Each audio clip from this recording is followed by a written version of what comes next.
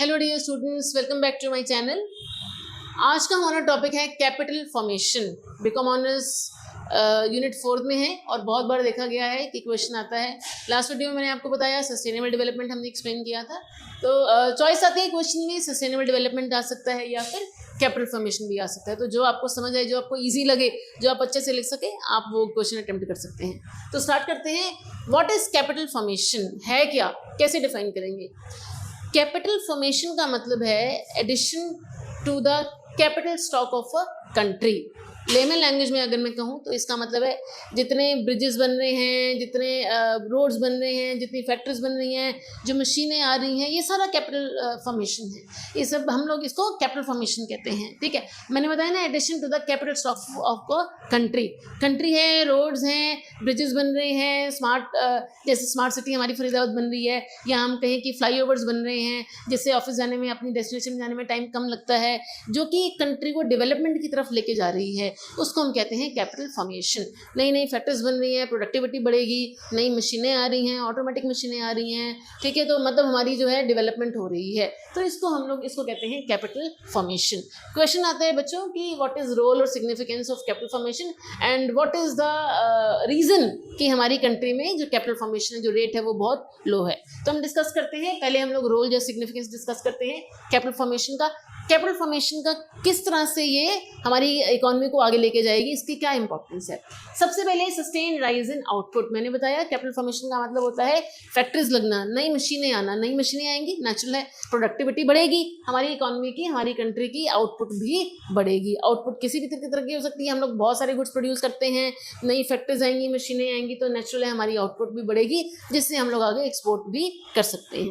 फिर हमारा generates employment. Natural है, अगर मशीनें आ रही हैं, फैक्ट्रियाँ बन रही हैं, तो लोग चाहिए मशीनों के लिए, मशीनें चलाने के लिए, काम करने के लिए लेबर चाहिए। अब इंडिया इतनी हैवी पॉपुलेशन है, इतनी ज़्यादा पॉपुलेशन है, तो कहाँ अब्जॉर्ब होगी, किस तरह से अब्जॉर्ब होगी? तो वो यही, अगर फैक्ट्रीज बनेंगी तो नेचुरल है एम्प्लॉयमेंट भी बढ़ेगी, एम्प्लॉयमेंट भी जनरेट होगी, और जो रेट ऑफ अनएम्प्लॉयमेंट है हमारी इकोनॉमी में वो सिग्निफिकेंटली रिड्यूस होगा। फिर हमारा फैसिलिटेट्स टेक्निकल प्रोग्रेस। अगर और मशीनें बन रही हैं तो इनोवेशन होगा, उन मशीनों से और बड़ी बड़ी मशीनें बन सकती है। बड़ी मशीनों के लिए भी तो हमें मशीनें चाहिए ना, तो टेक्निकल प्रोग्रेस, हमारी इकोनॉमी जो है वो टेक्निकली और आगे बढ़ेगी, जिससे कि हम लोग क्या कहते हैं, हम कह सकते हैं कि आत्मनिर्भर भारत, जो हम कहते हैं कि हम लोग सेल्फ रिलायंट हो जाएंगे। जो चीज़ें हम लोग इम्पोर्ट हमें करने की ज़रूरत पड़ती है, हो सकता है हम लोग अपने कंट्री में ही मैन्युफैक्चर करना स्टार्ट कर दें। फिर हमारा human capital formation, it leads to human capital formation.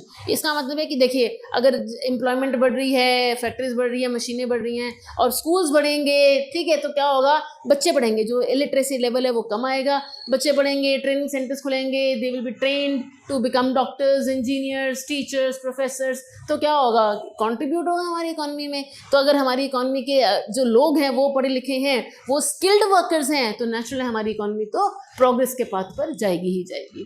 फिर हमारा it leads to infrastructural development also. इतनी सारी जो रोड्स हैं, और रोड्स बनेंगी, ठीक है, मतलब और अगर बहुत सारी, जैसे हमारी इकोनॉमी में कमियां हैं, हमारी कंट्री में कमियां हैं, तो इंफ्रास्ट्रक्चर जैसे बहुत बैड शेप में है, तो अगर ये कैपिटल फॉर्मेशन होगा तो क्या होगा कि हमारी इंफ्रास्ट्रक्चर भी अच्छी होगी, मतलब क्या कहते हैं, मूवमेंट में प्रॉब्लम बहुत कम रहेगी या मिनिमाइज हो जाएगी, मिनिमल होगी।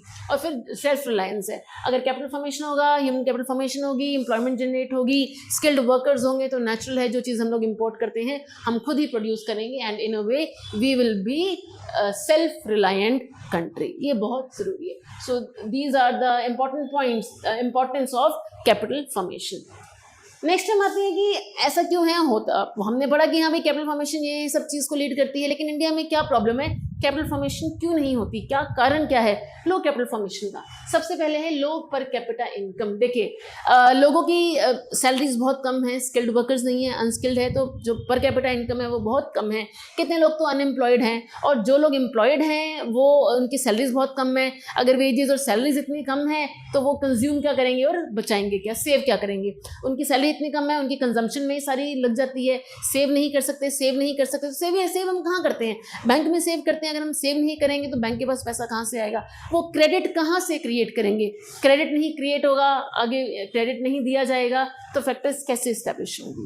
ठीक है, तो इन सब के लिए बैंक्स के पास भी तो पैसा चाहिए ना, बैंक्स के पास भी तो पैसा होना चाहिए लोन आगे क्रिएट करने के लिए, तभी तो हम जैसे लोग जो है अगर हम लोन लेंगे तभी तो फैक्टर्स इस्टेब्लिश करेंगे। तो लेकिन पैसा ही कम है तो आगे कैसे बात बन सकती है। फिर लार्ज साइज ऑफ पॉपुलेशन बहुत ज़्यादा है, रिसोर्सेज बहुत कम है, डिमांड बहुत ज़्यादा है, सप्लाई बहुत कम है, प्रेशर जो है लैंड के ऊपर वो बहुत ज़्यादा है। अब मतलब गवर्नमेंट का इतना सारा पैसा तो लोगों की कंजम्पशन भी चला जाता है, तो कहाँ से गवर्नमेंट कहाँ से लगाए कि इंफ्रास्ट्रक्चर को कैसे डेवलप कर सकती है। इन्फ्लेशन बहुत सारा, अब मान लीजिए अगर कोई जो फैमिली है वो कमा भी रही है लेकिन कितना सारा पैसा तो सारा इन्फ्लेशन में ही चला जाता है। सारा इतनी महंगाई है, चीज़ें इतनी महंगी है, वो क्या तो सेव करेंगे।